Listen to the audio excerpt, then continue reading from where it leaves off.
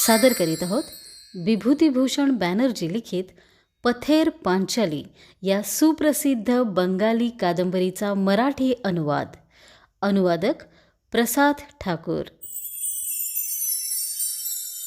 भाग 4. चंद्रा मुजुमदार. इंदिरा आत्या परत येऊन अनेक दिवस उलटले तरी सर्वजयाच्या मनातला राग मुळीच निवळला नव्हता. तशात दुर्गाचा ओढा आत्याकडेच अधिक असायचा. परिस्थिती बिघडायला तेही एक कारण ठरलं. दुर्गा आपल्यापेक्षाही त्या कुबड्या थेरडीवर अधिक माया करते हे पाहून सर्वजया द्वेषानं आणि संतापानं आणखीनच भडकली. इंदिरा आत्याही दुर्गासाठी तेवढाच जीव टाकते हे पाहून सर्वजया फार ओरडायची.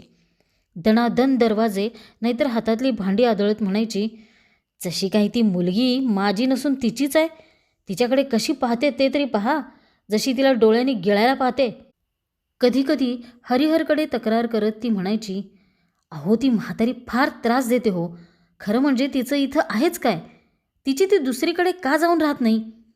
बायकांचं हे भांडण पाहून हरिहर वैतागायचा. पण आत्याला घालवून दे असं तो कधीही म्हणायचा नाही. त्यामुळं इंदिरा आत्याला हाकलून द्यायची. सर्वजयाची कितीही इच्छा असली तरी तिचा नाईलाज व्हायचा.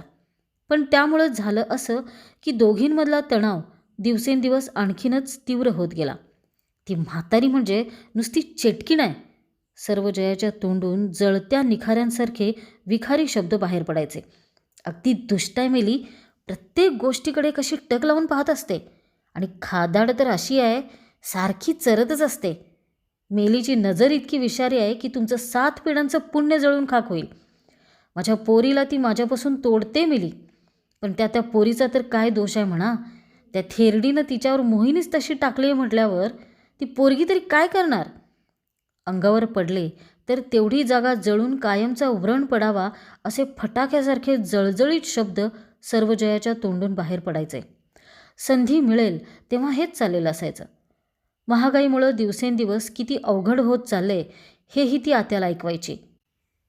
आत्यानं मिळणाऱ्या अन्नाविषयी थोडीफार नाराजी दाखवली की लगेच सर्वजयाचा पट्टा सुरू व्हायचा. चाबकासारख्या कडक आणि झोंबऱ्या शब्दांनी आत्याची हजेरी घेत ती म्हणायची, तुमच्या या खादाडपणाला मी आता विटले. आमच्या घरचं जेवण तुम्हाला आवडत नसेल तर जिथं चांगलं चुंगलं मिळत असेल तिथं जा, नाहीतर तुमचं तुम्ही पहा. इंदिरा मुकाट्यानं तिथून निघून जायची. गेली 70 वर्ष तिनं इथं घालवली आहेत. दुसरीकडं जायचं म्हटलं तरी जाणार कुठं? आपलं म्हणावं असं दुसरं आहेच कोण? घासभर अन्नासाठी सर्वजयानं केलेले सगळे अपमान ती हसण्यावारी न्यायची. परंतु सहन तरी किती करणार? दिवसेंदिवस सगळं असह्य होत चाललं होतं. सर्वजया सारखं टोचून बोलायची, पावलोपावली पाणउतारा करायची. आता अशा स्थितीत करावं तरी काय?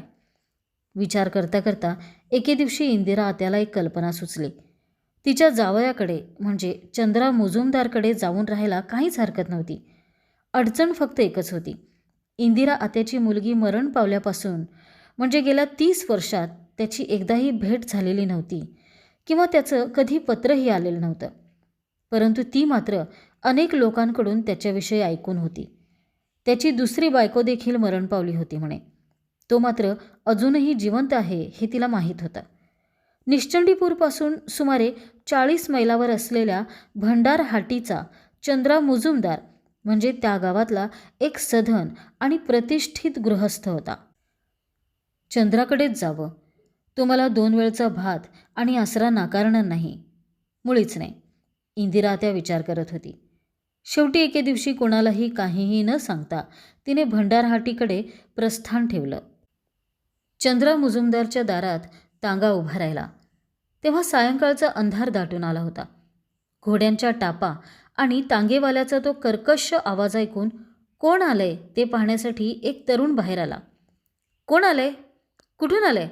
तो विचारू लागला. त्याच्या पाठोपाठ बाहेर आलेल्या त्या गृहस्थानं विचारलं, कोण आलंय रे राघू?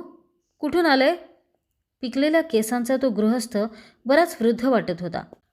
तांग्यातून डोकावून पाहत असलेल्या इंदिरानं तोच चंद्रा मुजुमदार आहे हे ओळखलं.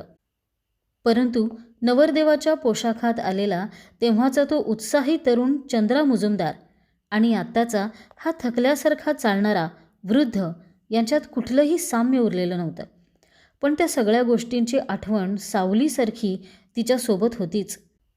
पण त्या सगळ्या गोष्टींसोबत आपल्या दिवंगत मुलीची आठवण येताच इंदिराचं मन गहिवरून आलं आणि ती मुलीचं नाव काढत मोठमोठ्यानं रडू लागली. ते सगळं पाहून चंद्रा मुजुमदार पुरता गोंधळला. तो तांगा, ती म्हातारी, तिचं ते सामान, तिचं ते गळा काढून रडणं, हा सगळा प्रकार तरी काय आहे हेच त्याला उमजेना. परंतु त्या म्हातारीचं विश्वेश्वरीच्या नावानं चाललेलं ते रडणं पाहून त्याच्या डोक्यात हळूहळू प्रकाश पडला. पुन्हा एकदा त्या म्हातारीकडे निरखून पाहिल्यावर ती कोण आहे हे त्यानं बरोबर ओळखलं. विस्मृतीत गेलेल्या आपल्या सासूबाईंची ओळख पडताच चंद्रा मुजुमदार त्यांचं स्वागत करण्यासाठी गडबडीने पुढे आला आणि त्या केवळ सासूबाई आहेत म्हणून नव्हे, तर आपल्या मुलांची आजी या नात्यानं त्यांच्या वयाचा मान राखला जावा म्हणून तो इंदिरा आत्याच्या पाया पडला. वस्तुतः त्याची ती मुलं दुसऱ्या बायकोपासून झाली होती हा भाग वेगळा.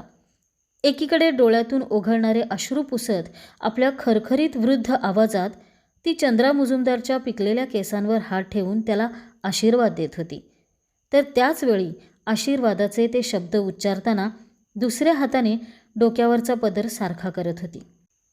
आयुष्यमान हो, तुझ्या घरात धनसंपत्ती नांदो, तुझ्यावर देवाची अशीच कृपादृष्टी राहो. घसा खाकरत ती पुढे म्हणाली, बाळ, मी कित्येक वर्षांनी तुझ्याकडे आले आहे. मला थोडासा आसरा दे. आता या वयात मला आपलं म्हणून हाक मारावं असं कोणीही नाही. म्हणूनच शेवटी घासभर अन्नासाठी मी तुझ्याकडे आले आहे. आता माझं वय झालं, मी जगणार तरी किती दिवस. आणि असं म्हणत इंदिरा त्या पुन्हा गळा काढून रडू लागली. नका नका, तुम्ही अजिबात काळजी करू नका. हे घर तुमचंच समजा. तुम्ही खुशाल राहा इथं. निश्चितच. या या आत या, सांभाळून.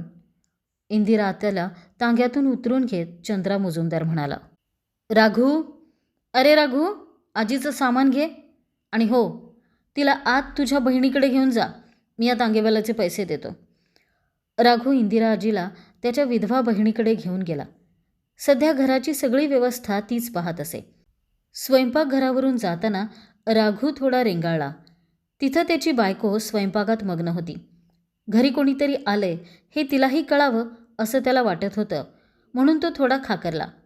ते लक्षात येताच तीही बाहेर आली. काय झालंय? नणदेशी बोलणाऱ्या त्या वृद्ध स्त्रीकडे पाहून तिनं विचारलं. ती आपली नवी आजी आहे. कोण? राघू हसला आणि त्याने सर्व परिस्थिती तिला समजावून सांगितली.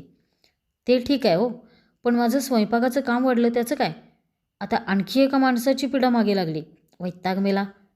आणि अशा प्रकारे इंदिरा आजीच्या आगमनाबद्दल तीव्र नापसंती व्यक्त करीत ती स्वयंपाकघरात निघून गेली. चंद्रा मुजुमदारची विधवा कन्या मात्र खरोखर अत्यंत दयाळू आणि सुस्वभावी होती. आजीजवळ बसून तिनं काही फळं चिरून दिली, शिवाय काही फराळाचे पदार्थही दिले. ते खाऊन झाल्यावर साखर मिश्रित गोड सरबतही दिलं. ते सगळं खाऊन झाल्यावर इंदिरा फार तृप्त झाली. आजी, तुला आणखी काही हवं आहे? नको नको, अगं हेच खूप झालं. चंद्रा मुजुमदारच्या कन्येला इंदिरा आत्याविषयी खूपच आपुलकी वाटत होती. तिचा जीवन प्रवास, तिचं आज असं अचानक येणं याविषयी तिला जाणून घ्यायचं होतं. आजी, यापूर्वी तू आमच्याकडे कधी आली होतीस का? बरं, तुला आणखी काही खायला देऊ? तुला ऊस आवडेल? पण तुला दातच नाहीत की. आणि यावर दोघी मोठमोठ्यानं हसू लागल्या. इंदिरा आत्यालाही आपली ही नात खूप आवडली. तिचा साधेपणा आणि मनमोकळेपणा तिला इतका आवडला की त्या दोघी बराच वेळ गप्पा मारत बसल्या. थोड्या वेळाने पलीकडच्या खोलीतून मुलांच्या भांडणाचा आरडाओरडा ऐकू येऊ लागला. आई, ए आई, ही उम्मी काय करते बघ, तिने सगळी भाजी माझ्या ताटात ओतली आहे. आई ओरडून म्हणाली, मग तुम्ही दोघं एकमेकांजवळ का बसता? 1000 वेळा सांगितलंय. उम्मी, तू फार आगाऊ झालीस. थांब, आलेच मी. जेवायच्या वेळी आयांचं ओरडणं, मुलांचा दंगा आणि रडणं असा मोठाच गोंधळ उडाला. रात्रंदिवस पाहावं तेव्हा मुलांचा दंगा आणि स्त्रियांचं ओरडणं यांनी ते घर नुसतं ओसंडून वाहत असे.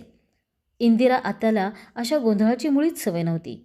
रोज संध्याकाळी तिला आपल्या निश्चंडीपूरच्या घरातील शांतता आणि एकांत आठवत राही.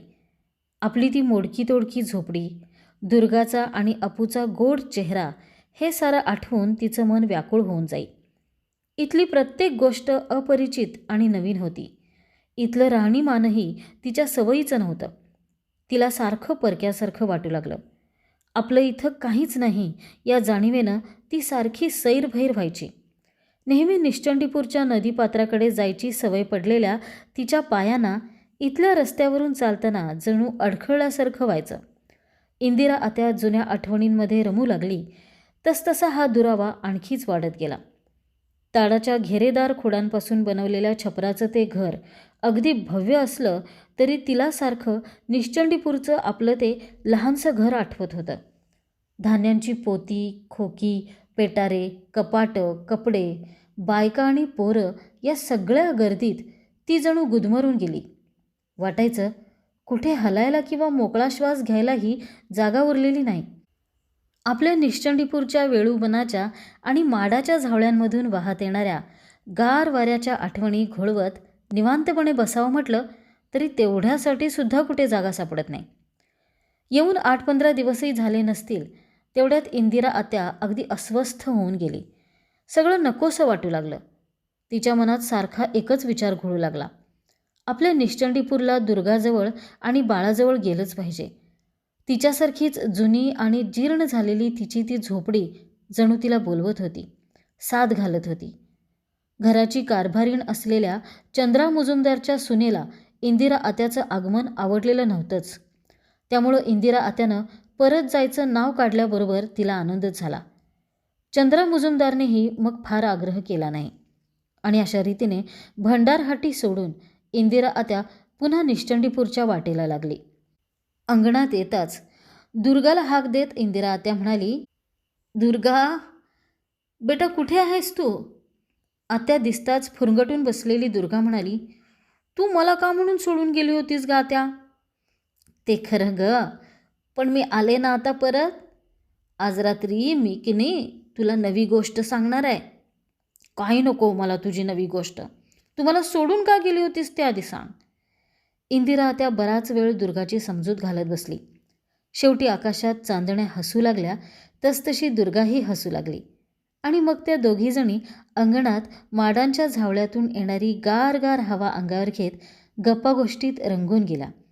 अनेक दिवसांनंतर आज इंदिरा आत्याला गाढ आणि शांत झोप लागली. आता इथून पुढं रोज तिची आवडती दुर्गा तिच्या स्वप्नात यायचं काहीच कारण नव्हतं, कारण तिची दुर्गा आता तिच्याजवळच तर होती.